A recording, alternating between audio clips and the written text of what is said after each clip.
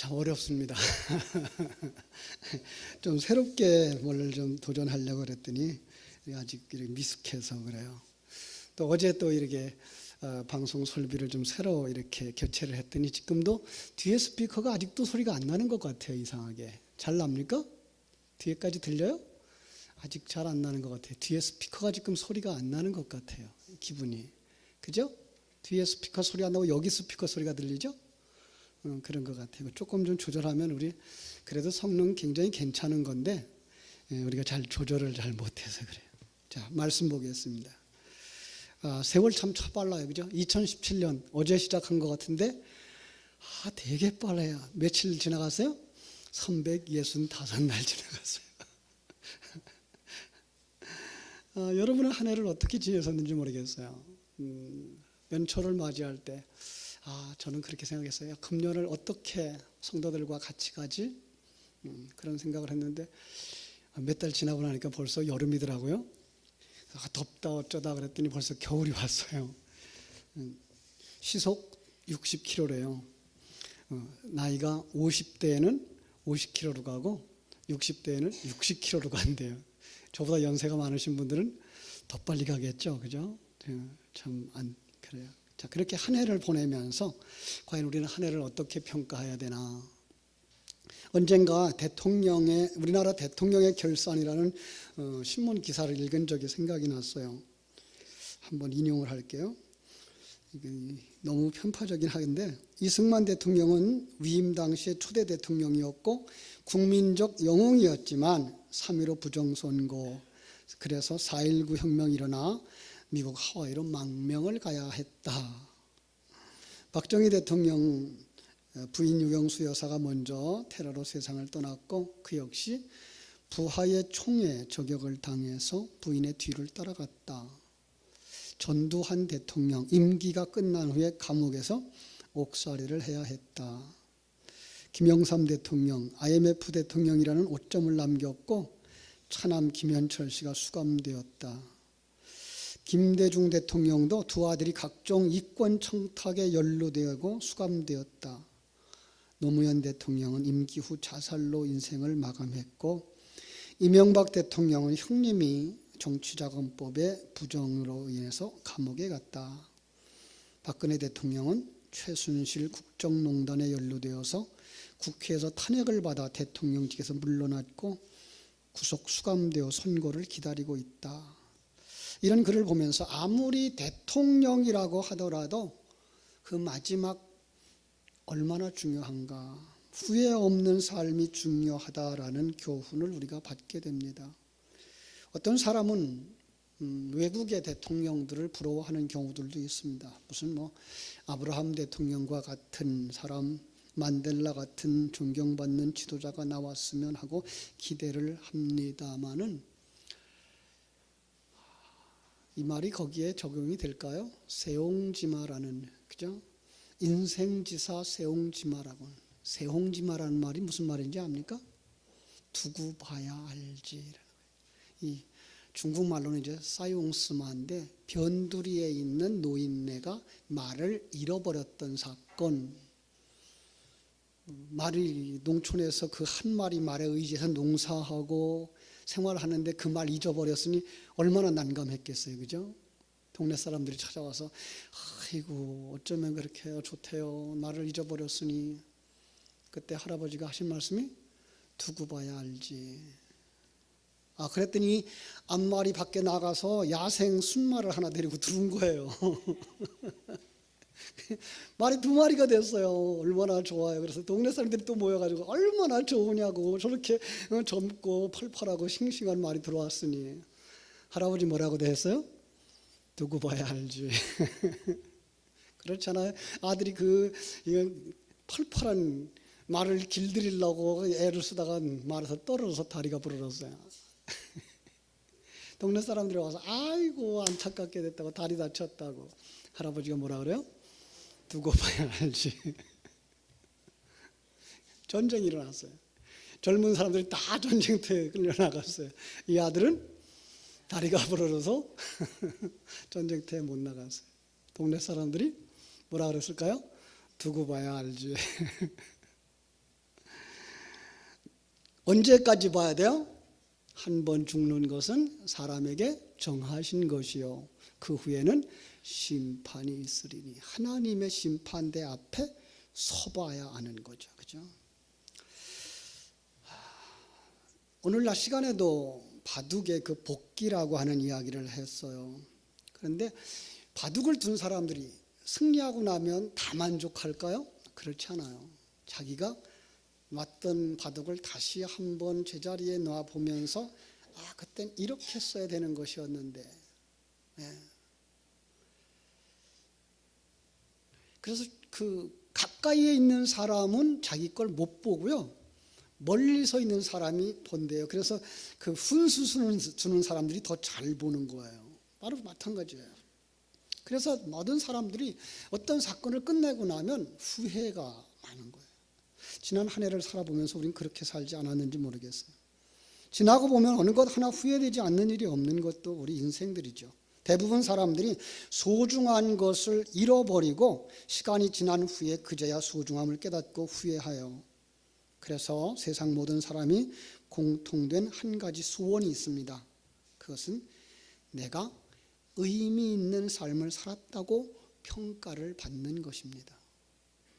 무슨 일을 하든 어떤 자리에 있든 삶을 마칠 때 그 사람 필요치 않았어 이런 사람이 아니라 마칠 때, 그 일을 마쳤을 때 정말 그 사람이 또 덕분이었어, 그 사람 덕분이었어 라고 이야기할 수 있는, 내가 있었기 때문에, 당신이 있었기 때문에 이 세상이 더 나아졌다고 하는 그런 평가가 있었으면 좋겠습니다. 한 번 사는 인생, 기왕이면 여러분들이 있었기 때문에 더 행복했어요 라고 말할 수 있는 여러분들이 되시기를 주님의 이름으로 축복합니다. 그래서 우리가 자신에게 끊임없이 해야 할 질문이 한 가지 있어요. 그것은 내 인생이 끝나고 주님 앞에 서게 될 때 과연 어떤 평가를 받게 될 것인가, 어떤 모습으로 주님 앞에 서게 되며 어떤 평가를 받게 될 것인가. 바울 사도는 고린도후서 5장 10절에서 이렇게 말했어요. 이는 우리가 다 반드시 그리스도의 심판대 앞에 서게 되어 각각 그 선악간에 몸으로 행한 것을 따라 받으려 함이라. 다 반드시 그리스도의 심판대 앞에 서게 되고 각각, 여러분요, 비교가 아니고 여러분 각각 행한 대로. 자, 이렇게만 말하면 우리는 뭐예요? 우리 착하게 살아야 되구나, 바르게 살아야 되구나, 그렇게 행해야 되겠구나라고 생각하지만 이 행함은 어디서 나오는 행함이라고요? 생명에서 나오는 행함이라고요. 성경은 항상 열매를 보고 뭘 알아요? 나무를 안다고 되어져 있어요. 그러니까 우리가 어떤 행함이 나오면 그 행함을 보는 게 아니라 뭘 봐요? 그 생명을 보는 거예요. 그 행함이라고 하는 건 그 생명에서 나오기 때문에. 그런데 성경에 우리는 하나님의 생명을 가지고 있지 못하다고 말하고 있었어요. 특별히 그런 삶을 살았던 사람이 바울이었죠. 이 디모데후서를 쓴 사람이죠. 그는 열심이었어요. 종교적으로 정말 그런 열심이 없었어요. 열심이었어요. 그런데 그 속에 하나님의 생명이 없었어요. 그럼 하나님의 생명이 없었으면 그가 하는 모든 일, 그가 맺은 모든 열매는 다 뭐예요? 헛것. 바울 사도가 그래서 그렇게 얘기하죠. 모든 걸 다 뭘로 버렸다고요? 배설물과 같이 버렸다라고 말하고 있는 거잖아요. 그렇죠?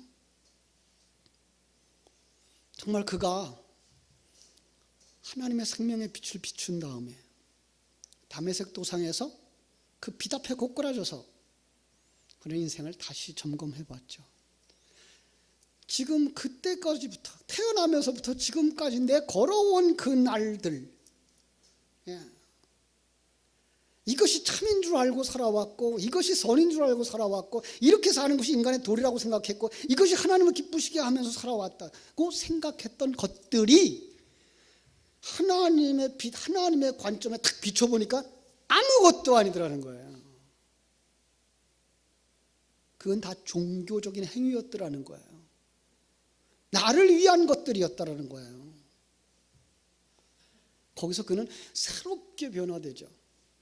적어도 뭐 어떤 사람은 14년이라고 그러고요, 어떤 사람은 11년이라고 그러는데 그 긴 기간 동안 광야로 가서 다소로 가서 자기 신앙을 정립해요. 그리고 그 신앙에 의한 삶을 살아내려고 부단히 준비해요. 바나바가 안디옥 교회에서 그를 초청해서 강단에 세우고 함께 동역하면서 그 생명에 의한 삶을 살아내는데 그게 뭘로 증거돼요? 이 선교로 증거돼요. 그러니까 하나님의 생명을 가진 사람들의 그 대표적인 행위가 뭐예요? 증인의 역할이에요. 그러니까 행함의 그 가장 대표적인 역할이 뭐예요? 이 증거예요. 증인이에요. 그렇습니다. 우리는 정말 그 하나님의 생명을 가졌고 하나님의 가치관을 가졌고 하나님의 관점을 가졌다 그러면 가장 먼저 이뤄내야 되는 게 뭐예요? 여기가 좋아, 이게 진짜야 라고 권할 수 있어야 되고 초청할 수 있어야 되고 이걸 평안함을 누릴 수 있어야 되는 거예요. 이건 세상 사람들의 가치관이 아니에요. 근데 이 생명을 가진 목사가 필요하고 이 생명을 가진 장로가 필요하고 이 생명을 가진 교사가 필요하고 이 생명을 가진 구역장님들이 필요한 거예요. 그분들에 의해서 교회가 하나님의 생명으로 충만되어지고 하나님의 가치관으로 충만되어지고 하나님이 임마누엘 하신 것들을 누리면서 살아가는 거예요. 이건 누구를 향하여 손가락질하는 게 아니라 이제부터는 함께 만들어져가는 자신들을 보는 거죠. 함께 만들어져가는 나를 만드신 하나님, 저 사람을 만들고 있는 하나님을 보는 거예요. 우리 그게가 돼야 돼요. 많은 사람들이 이게 안 돼요. 많은 사람들이 자기 평가를 어떻게 돼요? 난 잘났어요. 너는 못났어요. 그래서 손가락질하는 거예요. 그리고 평가하는 거예요. 그러면서 삐죽빼죽하는 거예요. 삐죽은 우리 강화도에 가면 바다 속에서 나오는 조개 이름이 삐죽이에요.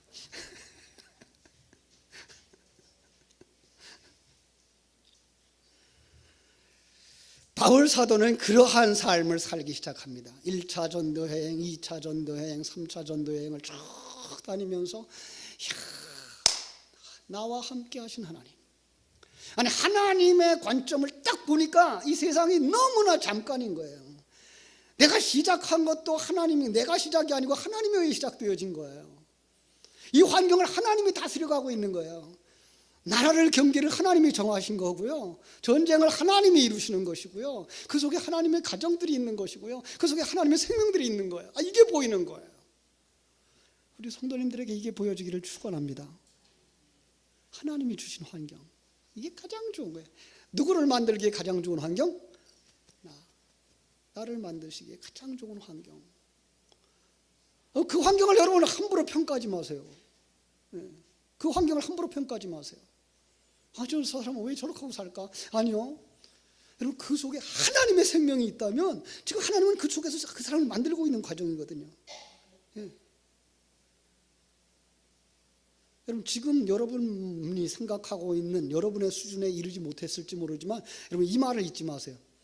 먼저 된 자로서 나중되고 나중된 자로서 먼저 될 자가 있느니라.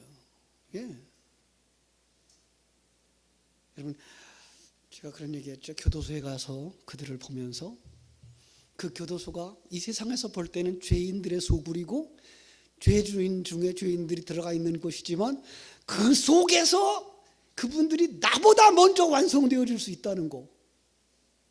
그렇죠? 이거 세상 사람들의 가치관 가지고는 이게 말이 안 돼요. 그런데 하나님의 가치관은 그게 가능한 거예요. 뭐 때문에 그렇죠? 자기 십자가 때문에 그래요. 철저하게 내 생명의 시작과 내 생명의 완성이 하나님의 손에 달려있다는 걸 깨달아 알고 하나님이 주신 환경 속에 들어가서 하나님이 주신 은사와 능력을 가지고 최선의 삶을 살아낼 수 있는 삶, 그거는 세상 어떤 것으로 평가하지 못해요. 하나님만 아시는 거예요. 그렇죠?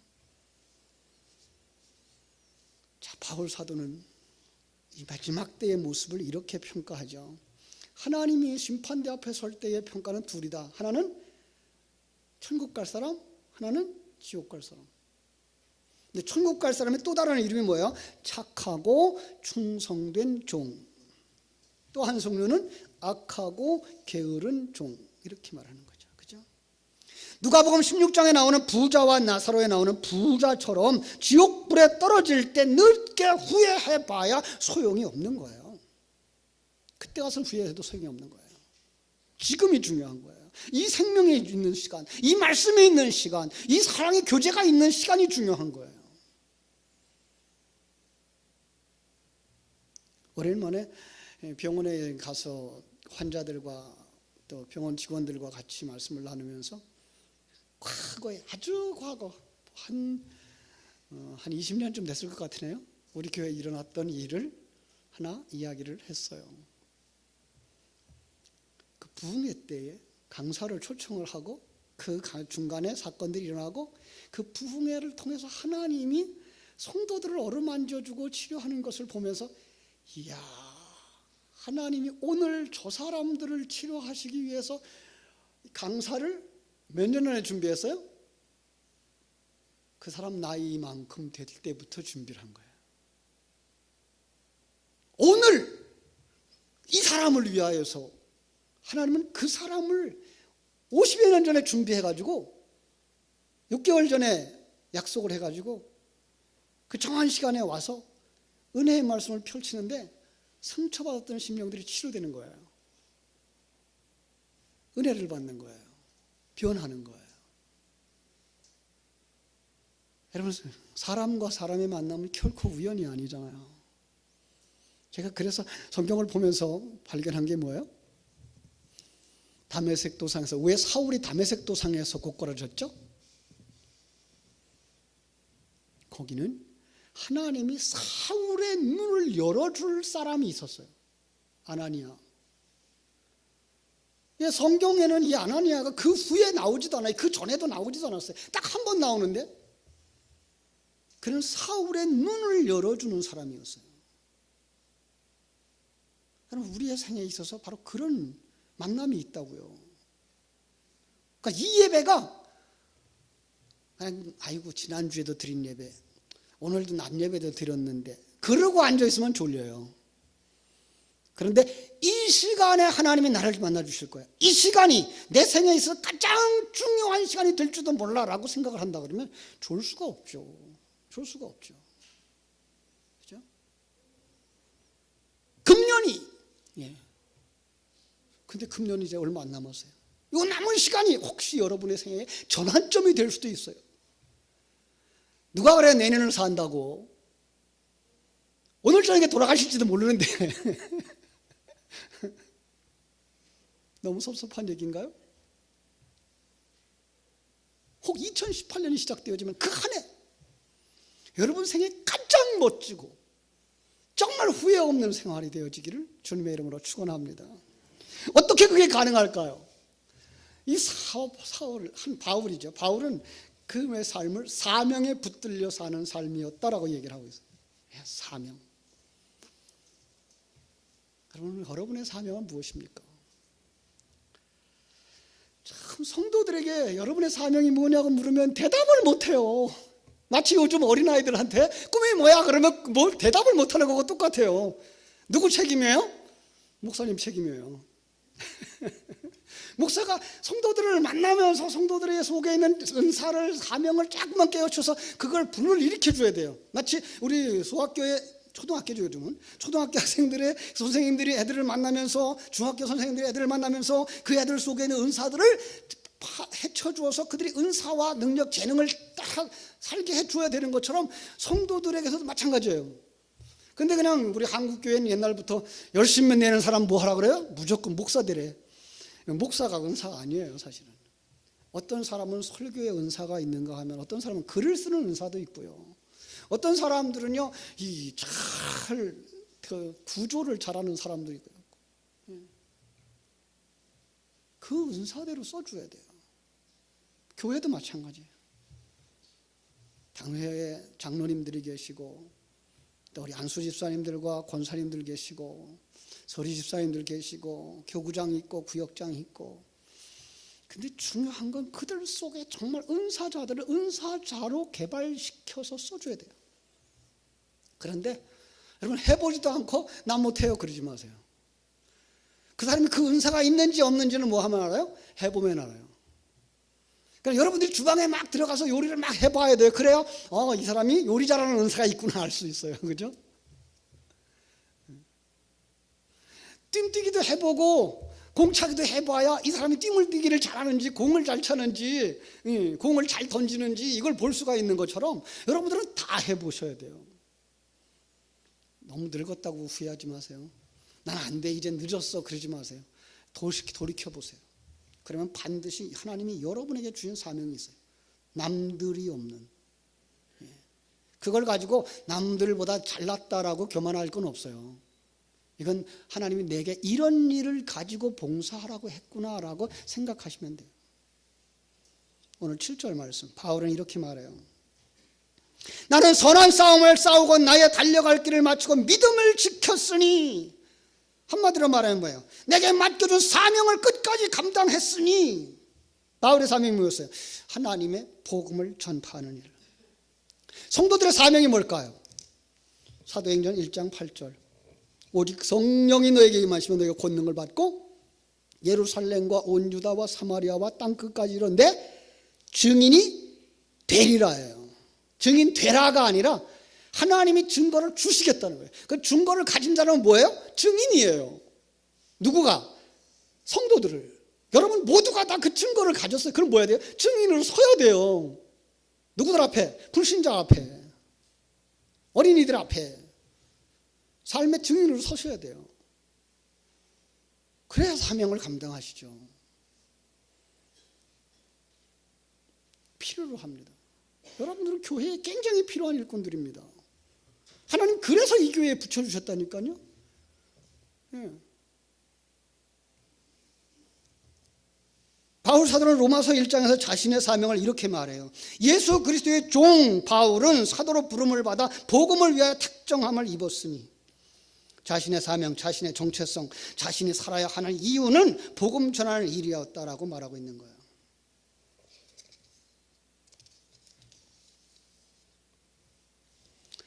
사도행전 20장 24절에서도 바울은 이렇게 말했어요. 나의 달려갈 길과 주 예수께 받은 사명 곧 하나님의 은혜의 복음을 증언하는 일을 마치려 하면은 나의 생명조차 조금 더 귀한 것으로 여기지 아니했다. 제가 그런 얘기했어요. 마라톤 선수가 몇 킬로를 달린다고요?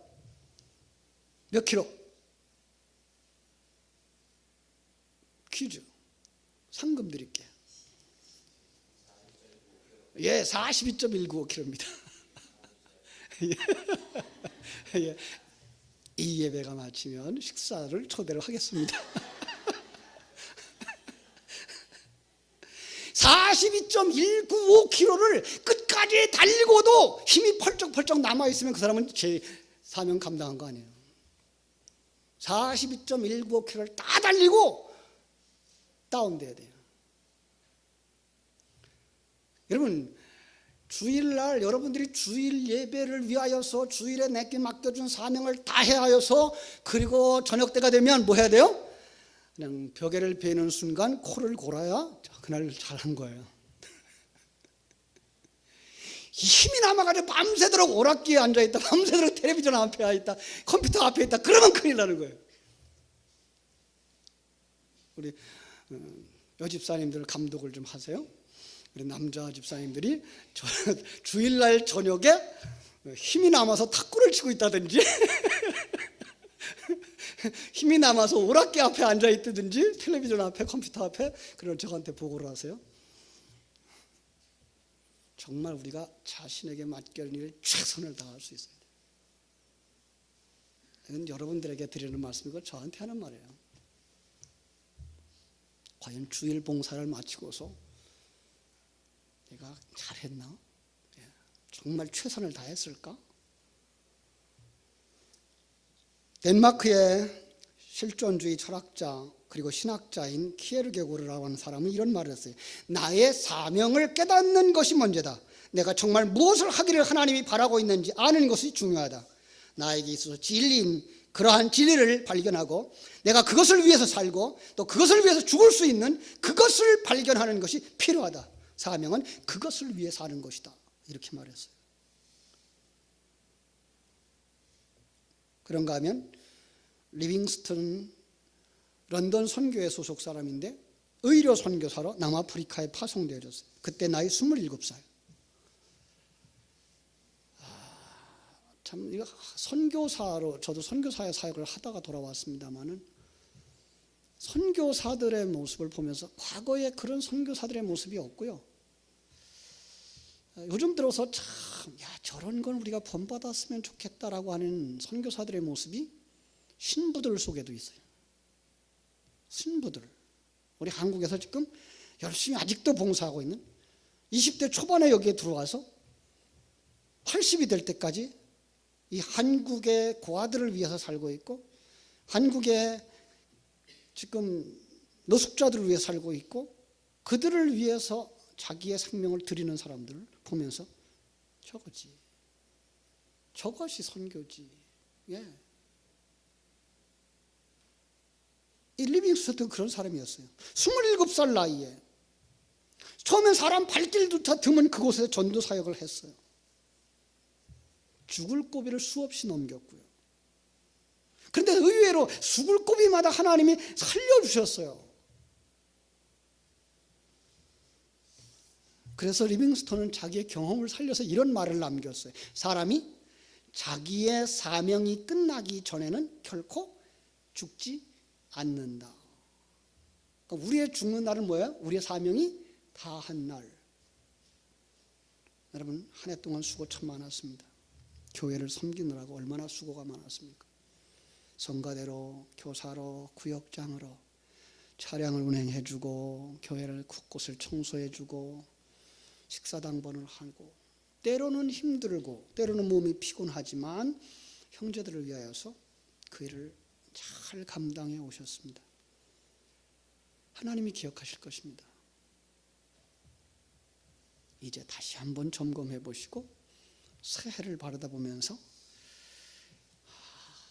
그때 그건 좀 더 했으면 좋았을 텐데 그때 그런 일은 좀 조금 우리가 더 열심히 했으면 좋았을 텐데 그때 거기에 힘을 썼어야 될 건데 라는 후회가 없었으면 좋겠어요. 2018년도를 맞이합니다. 표를 저렇게 정했습니다. 다음 세대를 책임지는 교회. 지난해는요 다음 세대의 본이 되는 교회였어요. 그죠? 지금 저들에게 본이 되어지자. 이제는 어떻게 돼요? 그들 속에 생명을 쏟아 부어줘야 되고 축복을 쏟아 부어줘야 되고 뭘로? 전도로, 예배로, 교육으로. 그죠? 예배로, 교육으로 생명이 살아나면 그 다음에 뭐 할 수밖에 없더라고요? 전도할 수밖에 없는 거예요. 바로 그러한 교회가 되어져야 할 줄로 믿습니다. 기대합니다. 여러분들도 기대하시고 교회의 지도를 잘 따르시고 하나하나 움직여 나가면 반드시 후회 없는 열매를 거두는 한 해를 다시 만들어낼 줄로 믿습니다. 기도하겠습니다. 하나님 우리 아버지 감사합니다. 바울 사도는 자기에게 맡겨준 그 사명이 무엇인지 뒤늦게 알았습니다. 그러나 그는 사명을 깨달은 후에 그 사명을 깨달아 알기 위해 진리로 충만되어지기 위해서 그는 되새김질하는 작업을 했고 그리고 충만되어졌을 때 하나님의 부르심을 받고 하나님 부르시는 곳이면 어디든지 달려가서 자기에게 부어주신 하나님의 그 놀라운 진리를 증거하는 증인의 역할을 감당했습니다. 오늘 말씀처럼 정말로 후회함이 없는 나의 선한 싸움을 싸우고 나의 달려갈 길을 마치고 믿음을 지켰으니 나는 후회함이 없다라고 말할 수 있었던 것처럼 아버지요 2017년을 마감하는 우리에게 다시 한번 점검해 볼 수 있는 시간 주시고 혹 후회함이 있다면 새해에는 이 부분을 수정하고 이 부분에 집중하고 후회 없는 한 해가 되어지기를 소원하며 달려갈 수 있는 이 마지막 시대의 사명자들, 마지막 시대의 십자가 깃발을 높이 들고 달려가는 십자가 군병들 2018년도에 바울 사도들이 다 되게 하여 주시옵소서.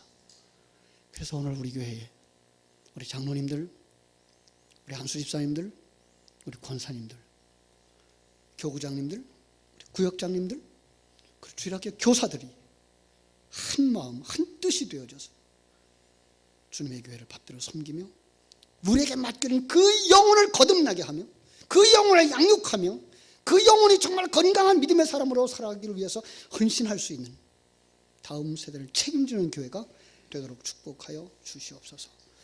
예수님의 이름으로 기도하옵나이다. 아멘.